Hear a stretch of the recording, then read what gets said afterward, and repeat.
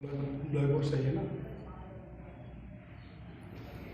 हाँ, ध्यान दीजिए बच्चों, कल मैंने आपको एक्सक्लामेटरी से असर्टिव और असर्टिव से exclamatory relationship between exclamatory and assertive पढ़ा रहे थे। उसमें हमने आपको एक पढ़ाया कि जिन वाक्यों से प्रसन्नता का भाव प्रकट होता हो, अर्थात हुर्रे शब्द का प्रयोग हो रहा हो, तो उनको असर्टिव में बनाते समय it is joyful, it is very joyful या it is the matter of praise का प्रयोग करके दैट लगा करके वाक्य जोड़ दीजिए। ठीक, इसके बाद मैंने जिन वाक्यों से दुख का भाव प्रकट होता है वो भी वाक्य मैंने बताया, अर्थात एलास का प्रयोग हो रहा है, तो भी मैंने बताया कि ऐसे वाक्यों का असर्टिव में बनाते समय it is sad, it is very sad अथवा it is the matter of sorrow का प्रयोग करके बना देते हैं। अच्छा, इसके बाद मैंने बताया आश्चर्य प्रकट होने वाले वाक्य कल बताए थे। आश्चर्य प्रकट होने वाले वाक्य मोस्टली हाउ या व्हाट ए से शुरू होते हैं। इनको जब असर्टिव में बनाना है तो हाउ या व्हाट ए के स्थान पर मच, ग्रेट अथवा वेरी का प्रयोग करके बना देना है। एडजेक्टिव के पहले वेरी का प्रयोग, नाउन के पहले ग्रेट का प्रयोग और पास्ट पार्टिसिपल के पहले मच का प्रयोग करके बना दें। ये कल आपने सीखा था। आज देखिएगा कि एक्सक्लामेटरी सेंटेंस इमेजिनरी हो, यानी काल्पनिक सेंटेंस हो, इमेजिनेशन शो होता हो, अर्थात ऐसे वाक्य इफ से, ओ दैट से या वुड दैट से, इफ से, ओ दैट से या वुड दैट से शुरू होते हैं। समझ गए ना?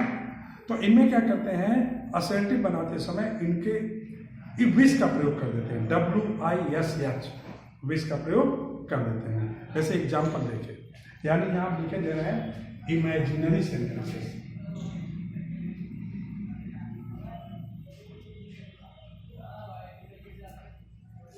Imaginary sentences.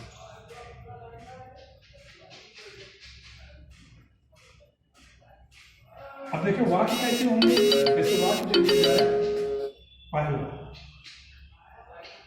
If I were a bird, ये सेंटेंस है।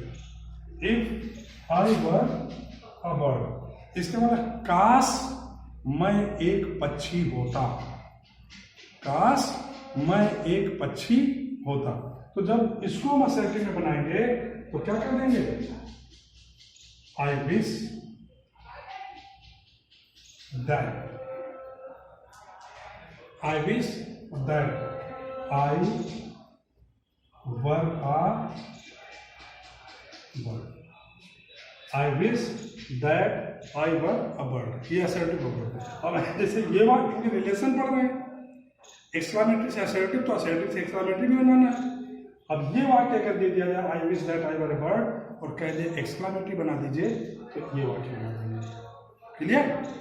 जैसे एक वाक्य हम दे रहे हैं, if I were young once more, काश मैं एक बार फिर जवान हो जाता। If I were young once more, यहां पर मात्रा इस लगी। तो इसको भी जब हम बनाएंगे तो वही I wish that I were young once more, बन गया I wish that I were young once more. एक चीज और ध्यान देना है, इमेजिनरी सेंटेंस में या तो वर्ब के रूप में वर का प्रयोग होगा या हैड का प्रयोग होगा। हैड का प्रयोग कैसे वाक्य में होता है देखिए, जैसे सेंटेंस दे दिया जाए, O that, O that I had a lot of money, काश मेरे पास बहुत सारा धन होता। ये चीज लग गया। तो देखिए यहां पर हैड का प्रयोग हो रहा है और इन दोनों वाक्यों में वर का प्रयोग हो रहा है। तो जब इसको हम बनाएंगे तो सेम उसी प्रकार से I wish that I had a lot of money. ये बन गया, यानी I wish that I had a lot of money. अब अगर ये वाक्य दे I wish that I had a lot of money, तो यहाँ पर चाहे वो दैट का प्रयोग करो, चाहे इफ का प्रयोग करो, चाहे वुड दैट का प्रयोग करो। समझ गए ना, रिलेशन पढ़ना है। एक वाक्य इसका मोड़ दे, जैसे वुड दैट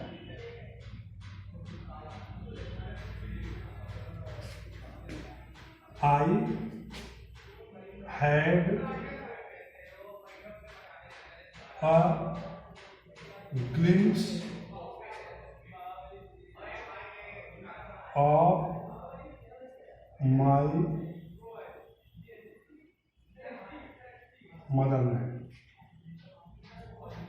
काश मुझे मेरी मातृभूमि की एक झलक मिल जाती, काश मुझे मेरी मातृभूमि की एक झलक मिल जाती।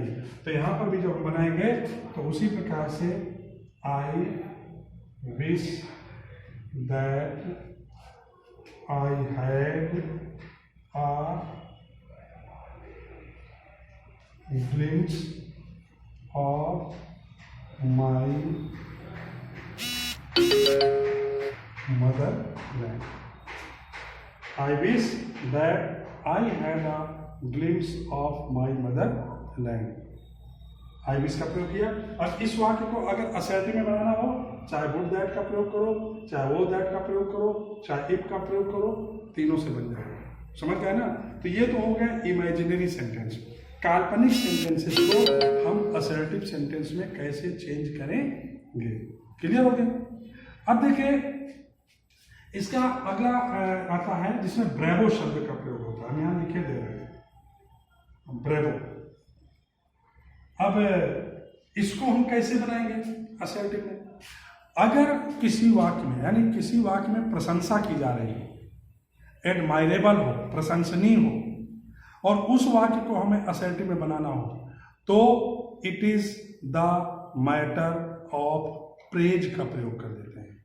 जैसे वाक्य देखिए, जैसे पहला है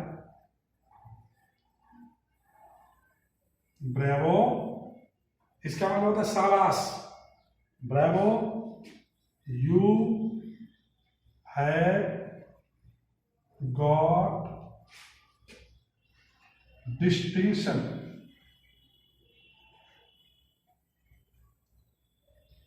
इन ऑल सब्जेक्ट्स। शाबाश, तुमने सभी विषयों में डिस्टिंक्शन प्राप्त की है, यानी ऑनरेबल नंबर प्राप्त किए हैं। तो अब जैसे इस वाक्य को हम असर्टिव में बनाना है तो क्या करेंगे? ब्रेवो की जगह it is the matter of praise, it is the matter of praise that. अब सीधे इसको जोड़ देंगे दैट लगा करके, you have got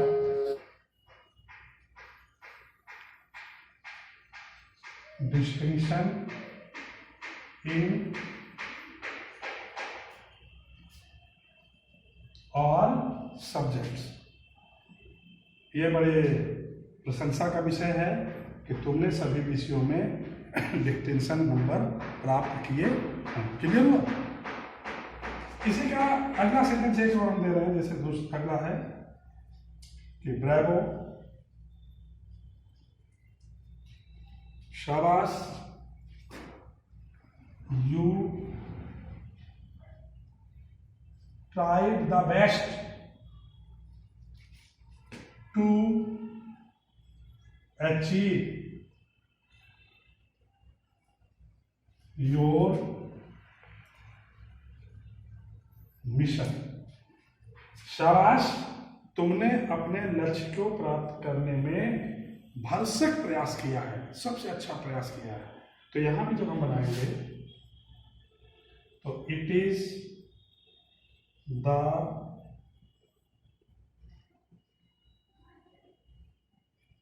matter of praise that. It is the matter of praise that you tried